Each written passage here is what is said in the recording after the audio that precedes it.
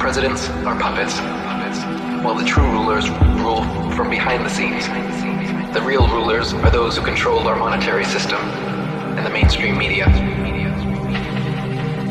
A tiny handful of people, made up mostly of Freemasons, run and control the vast majority of the world's banks and media.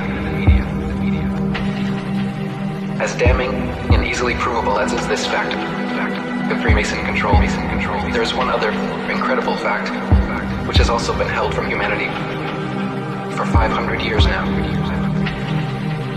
This fact is even more damning and more easily provable, and is also a direct result of the Freemason control over the minds of the masses worldwide.